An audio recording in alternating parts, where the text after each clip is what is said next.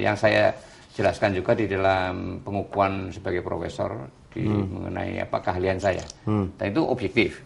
Dan ini harus ya. Nah, ternyata di belakangnya lagi ternyata apa sebabnya begitu gitu lah. Iya. Ternyata manajemen negara ini kurang bagus.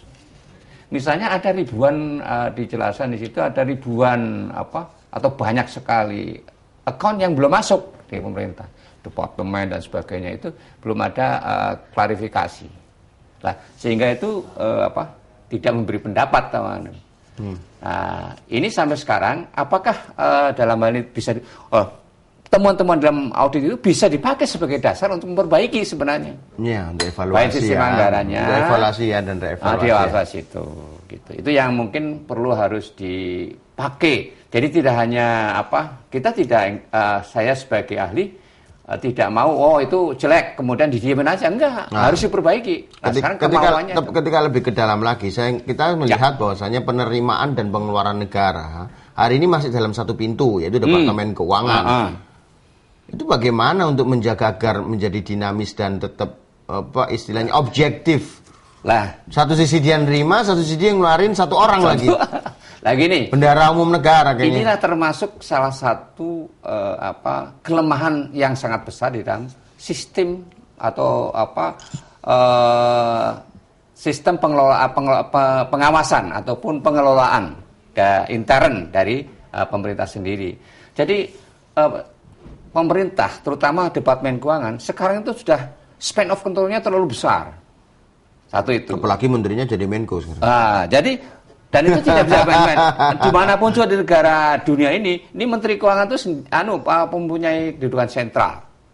Bahkan kalau ditarik dari atas, kalau sistem kayak di Jepang, meskipun dia di bawah, tapi orang nomor 3 itu. Nah, ini dalam pengertian perusahaan ya, itu nomor 3. Jadi satu itu CEO-nya, kemudian yang kedua itu direktur operasionalnya, baru yang ketiga itu meskipun di bawah, itu konting sama keuangan. Nah, sehingga ini menentukan sekali diametral. Nah, ini sekarang mestinya dari dulu ya saya perhatikan dari zaman Pak Harto, Orde Baru, itu departemen-departemen tidak pernah berubah. Fungsinya ya kayak gitu saja. Jadi monoton. Padahal sekarang yang dihadapi artinya reformasi tidak membidik salah satu itu. Enggak. Nah, ini harus dan itu yang saya pikir menyebabkan distribusi keuangan negara maupun pemasukan keuangan uncontrollable. Ya, itu akhirnya ya tidak jelas di mana pengeluarannya. Kalau misalnya dipisah antara penerimaan dan pengeluaran, itu daya kontrolnya lebih mudah, Pak ya. Lebih bagus. Jadi Departemen Keuangan misalnya kalau menurut saya, demikian juga di mana perusahaan juga, pemisahan antara orang yang menguasai dan orang yang mempergunakan. Demikian juga penyimpanan. Tetapi untuk negara nanti dengan itu bisa dibagi yang penerimaan sendiri, yang pengeluaran sendiri. Yang Menteri Keuangan itu sebenarnya pengeluaran karena ada dasarnya budget. Budgetnya berapa, anunya berapa, ini tinggal. Ini pun tidak gampang.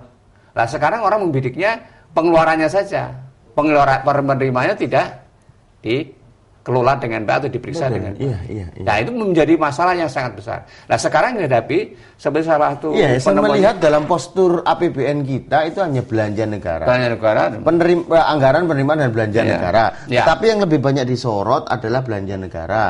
Dan itu harus dihabiskan dan bagaimana. Tapi sumber-sumber pendapatan itu, Pak, itu saya melihat persis masih kabur hari ini ya. Jadi misalnya belanjanya aja kabur, apalagi pendapatannya dari mana itu? Jadi begini, kalau pendapatan itu kan unsurnya tidak hanya pajak sebenarnya. Penerimaan negara bukan pajak itu masih sangat besar. Kalau itu dikelola masing-masing departemen ada sumber-sumber yang dikelola sendiri kemudian tidak dilaporkan, itu juga bahaya.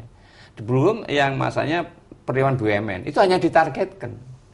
Di samping itu kalau ada anggaran karena balance budget, kalau sudah anggaran sekian malah pengeluaran sudah dianggarkan harus keluar, itu tidak boleh. Nah, inilah tugasnya Menteri untuk menjaga jangan sampai yang tidak perlu kok dibahas meskipun ada anggarannya. Demikian juga aliran atau cash flow daripada ini. Jadi misalnya kalau ada anggaran untuk daerah dikeluarkan aja kemudian tidak ada pertanggung jawabnya. Semestinya harus ada apa sih punya rencana atau program. Nah, kemudian koordinasi antara program nasional sama program daerah. Itu harus sinkron. Dari sana Menteri Keuangan tidak hanya mengeluarkan duit saya kasir, bukan. Dia harus menilai objeknya, oke, Tapi harus cepat. Dan untuk itu memerlukan dia ragu-ragu koordinasi dengan departemen yang ada. Nah, koordinasi inilah sangat penting dalam rangka pengeluaran. Jadi kalau ragu-ragu, ini benar, misalnya PU apa menteri apa agama apa pendidikan, ini sudah yang begini, ini kok begini, gimana? Nah, gitu misalnya. Gitu. Fungsinya pengawasan ya. Ada pengawasan. Pengawasan interdepartemen. Hari ini siapa yang mengawasi interdepartemen? Nah, ya sekarang BPK tidak bisa juga karena dia ada external auditor, tidak bisa turut campur di dalam internal. Dia fungsinya pemeriksaan ya, bukan watching.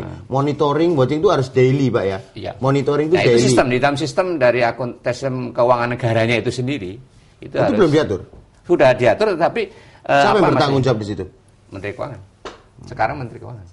Oke, kita akan lanjutkan setelah pariwara berikut. Ya. Pemirsa, pembincangan kita akan menarik bahwa ternyata tata kelola keuangan negara kita masih jauh dari harapan. 70% masih jauh dari harapan. Dan BPK sendiri masih menyatakan disclaimer tentang tata kelola keuangan negara. Kita lanjutkan setelah pariwara berikut ini.